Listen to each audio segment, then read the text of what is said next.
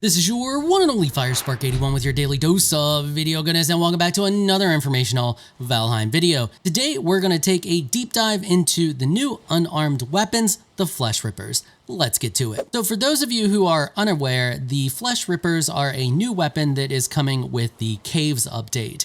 This update is currently available on their public test version of the game. You can find out information about that on their Discord, on the Valheim official Discord.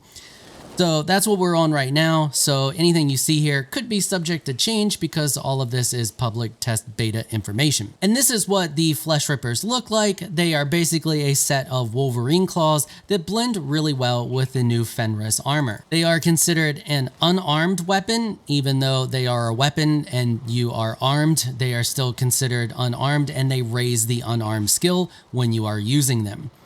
You can get them with a tier 3 forge, and you need Fenris hair, you need Fenris claws, and you need some silver. They're not too bad to craft, only needing 10 of the Fenris hair, 6 of the claws, and 10 silver. They're relatively cheap. At level 1, their base damage is 60. At level 2, their base damage is 64. At level 3, their base damage is 68, and at level 7, their base damage is 72. Now currently, and I hope that this changes, currently, with the release of these, the downside to these is that there is no other version of this weapon, and you don't get this weapon until you are about midway through the game, which kind of sucks because that means in order to level your unarmed skill, you need to run around and punch things. However, your running around and punching things damage does not scale very well without an unarmed weapon. My current unarmed skill has been set to 100, and if we get rid of the initial backstab damage that we get or surprise damage and we start hitting this guy, you can see we're only hitting him for between 5 and 8-ish damage. Well, there was a 9 in there. That was a 9. So we'll say between 5 and 10 damage. Your second punch there does a little bit more than the first punch. Apparently, you come around with that hook shot there and do a little bit more damage. So between 5 and 10 damage is all you get without using a weapon, having your unarmed skill completely maxed out. So leveling this skill is a bit of a pain because you have to find something to beat on, because you cannot train on walls anymore. You can't train on rocks. You actually have to hit another entity in order to raise your unarmed skill. Getting those first few levels isn't bad. You can just run around, punch some boars, some deer, and greylings and stuff like that, and get your first couple of levels relatively easy. It's not too hard to get to level 10, just running around and punching random stuff in the meadows biome. And then if you decide to use the Fenris armor and you wear the entire set, that will get you plus 15, putting you at about 25 damage by the time you get these things if you take the time to level up to level 10. Once again, not too bad to do. It's going to be a little time consuming for you, but it shouldn't be too hard to be level 10 by the time you get to the point in the game where you are doing the ice caves and you get the Fenris armor and you craft these things at the same time, putting you at about level 25 because of the bonus that you get, the plus 15 bonus you get from wearing the Fenris armor. But that also means you have to wear the Fenris armor, and you're also going to have the complete set, which means you have to get the hood, which can be a bit of a pain in the butt because you need a cultist trophy in order to do that. Now, the cultists don't always drop a trophy, and the cultists don't always spawn in every single cave you find, so that may take you a little bit to find that. Nonetheless, we're going to use 25 is kind of our baseline here for damage and a lot of the comparisons that we're going to do, because I feel like that's the most easily achievable number if you put a little work into it. Another thing to keep in mind here is that these things have the same backstab damage as a knife. So if you take a look at the knife, 6 times on these as well. The interesting part of this is they don't split the damage like knives do. They do pure slash. So they are the same as using an axe or a sword, both of which do pure slash damage. The knives split that damage up. So if you take a look at copper, it's piercing and slash. Flint, same thing. The only one that separates that even more is the silver knife. So this can be a benefit to you and a drawback at the same time. If you go against something that is not resistant to slash, or maybe is even weak to slash, you're going to do even more damage. For example, let's pretend we're attacking a target that is weak to slash damage and resistant to pierce damage. The silver knife here does a full 62 damage if all of those damage types are neutral to the target.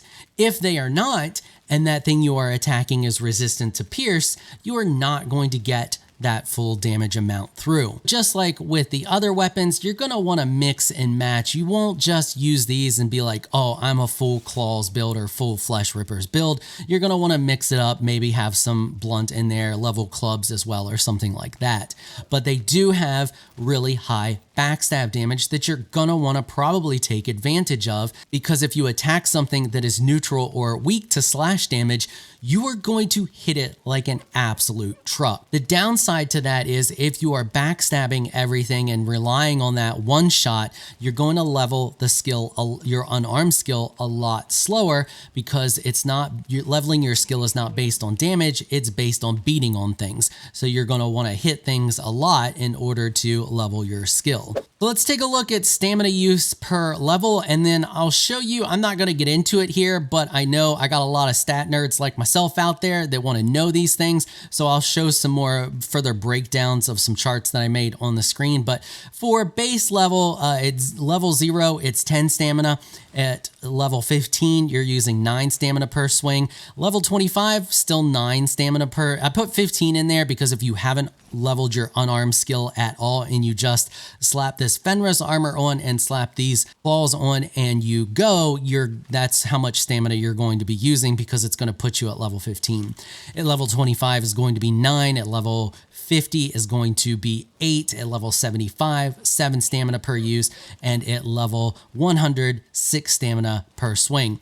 Now, to give you an idea of things here, I put the rest of this stuff at level 15 because, like I said, if you just slap this armor on and go, that's what you're going to be using. So it's sword, 9 per swing, axe, and that's iron version. So the iron sword, iron axe, going to be using 9. The abyssal dagger only uses 7, so I think it's considered a little bit lower. The silver knife is at 9, and the iron mace is also at 9 at level 15. So it's about the same to attack with these things as it is pretty much all of the other weapons at the same tier in the game. So iron level, silver level, blah, blah, blah. You get the idea, and the same skill level. So for those of you who wanted a breakdown on stamina efficiency, here are some charts that I made on the screen now. So you can pause the video and take a look at those, write it down, whatever, take a screenshot, whatever you need to do. But there are your efficiency numbers. Let's take a look at the damage versus the forge level you need versus the level of the item. So this is all based on level 25, so level 25 damage. Creating them, you are going to need a level 3 forge, and that's just to create them. So at level 3 forge, to create them at level 1, they're going to do 24 to 42 damage at level 25. You're going to have to upgrade your forge to level 4 in order to get them to level 2, and that's going to be 26 to 45 damage. You're going to have to upgrade your forge to level 5. That's going to get them to level 3. That's going to get you 27 to 48 damage. Upgrading your forge to level 6 will allow you to upgrade these to their final level at level 4, and that's going to put you between 29 and 50 damage at level 25.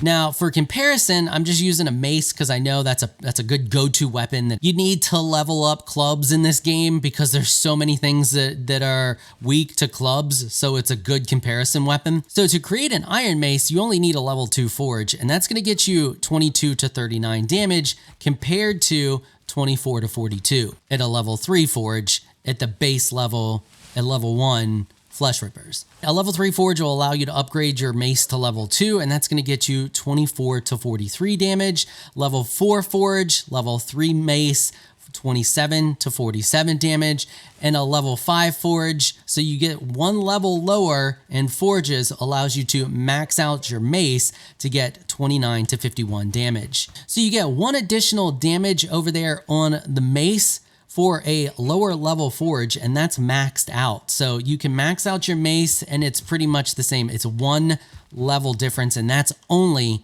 on the high end. The low end is still the same. The damage is pretty much comparable, but it's easier to obtain a higher level mace than it is to obtain a higher level flesh rippers. Now, because I know some people are going to be like, well, an iron mace isn't really comparable to them because they are technically, I guess, technically silver tier, but if you put them against silver tier stuff, they fall short. If you look at the Frostner, which is your silver tier mace, because there isn't just a straight silver mace, our only other option would be porcupine, but the porcupine is N tier because it takes the linen thread. Even though its base is iron, it still takes stuff from the plains biome, which makes it plains biome tier.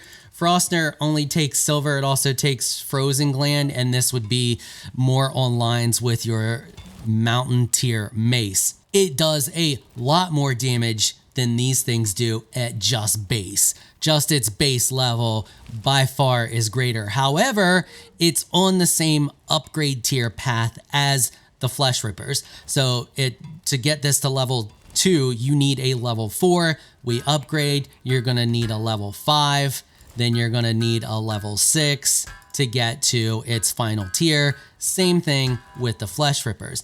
If we compare the damage on those, 72 for top tier flesh rippers to 113 damage on the Frostner. That is a lot more damage. And if we take a look at my clubs, I am still at level 25 in clubs. So if we just grab this and we take a swing, you can see we go from 50 to 39 in stamina, which puts us at 11 stamina per swing. So it does cost more to swing the Frostner at level 25. It only costs you 9 stamina to use the flesh rippers, but you're hitting a lot harder. One thing that's extremely interesting about these weapons is that they have one of the highest parry bonuses in the game. So if you take a look here, this actually goes up. So our block armor is 5. If we parry, it's 6 times 5.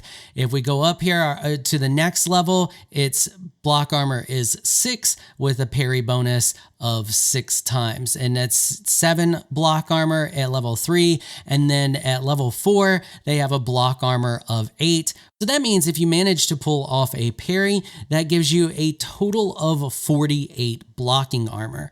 That's pretty good considering that you're unarmed. These things maxed out, if you have plenty of health, can easily parry and take a hit from a goblin. Let's see if I can manage to pull one off here. There you go. So you can see, let's get another one in here. 4.9 damage made it through. And you can see our bar is able to handle that pretty easily. So I just thought that was relatively interesting that their parry bonus is so high, and that their block armor, if you do manage to parry, puts you at the block armor of Frostner. Well, actually just a little over the block armor of something like Frostner if you don't parry with Frostner. So if you just hold down block while using the Frostner, that's going to be your block armor, that 45 there. So fighting with these things is going to be kind of similar to running around with a one-handed weapon and a buckler. Like, you want to parry with them. You don't want to just hold block, because you're just going to get rocked if you do that. But if you parry an attack, you do have a chance of taking full hits with little to no damage, as demonstrated by this fulling here. If he will attack me, 3.9 got through. We were barely staggered, and we could just sit here and do this all day until we run out of HP.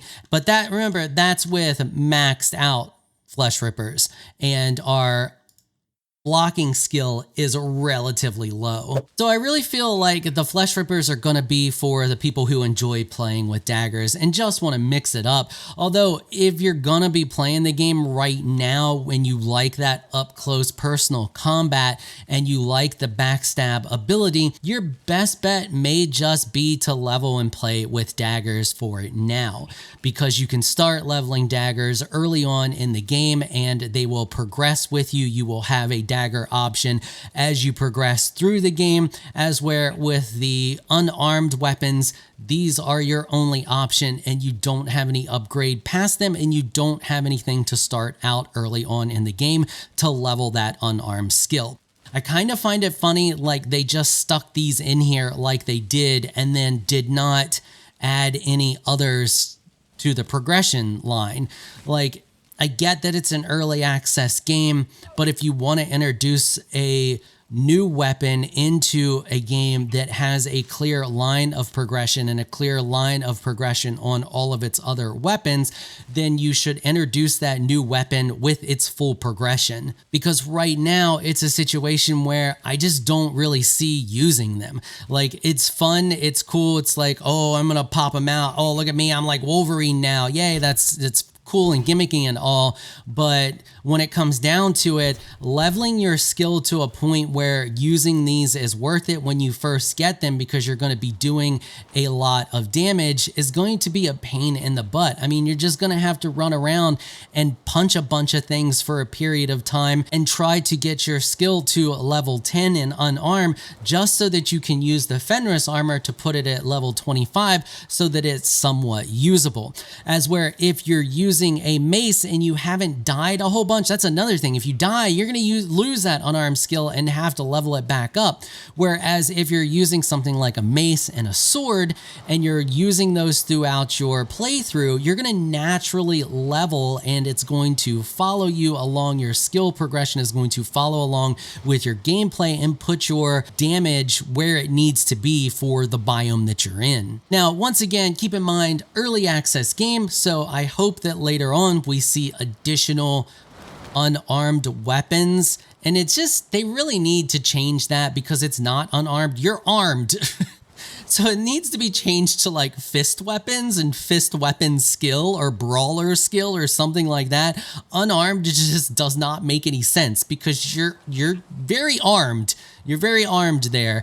So I hope that they rename that skill so it makes a little more sense. And I also hope to see us get additional weapons that go along with this brawler or fist weapon skill that allow us to progress naturally like we can with the other weapons through the game, because it just makes more sense. So let me know down in the comment section what you all think about these new weapons. Do you like them? Do you think they're cool? Are you excited to see different varieties of them? Do you think they'll add different varieties, or do you think these will just be a once-off gimmicky type deal?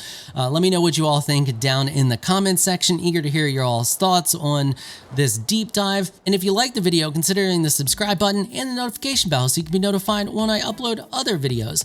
I want to give an absolute massive shout out and thank you to my supporters on Patreon for making this episode possible. Y'all are absolutely amazing people. If you would like to join my elite crew of Patreon supporters, please check out the link in the description below. If you enjoyed this video, please leave a comment down below. Let me know what you thought. If you're shy, you don't like to comment, just hit that thumbs up button and show your support. Until next time, thanks for watching.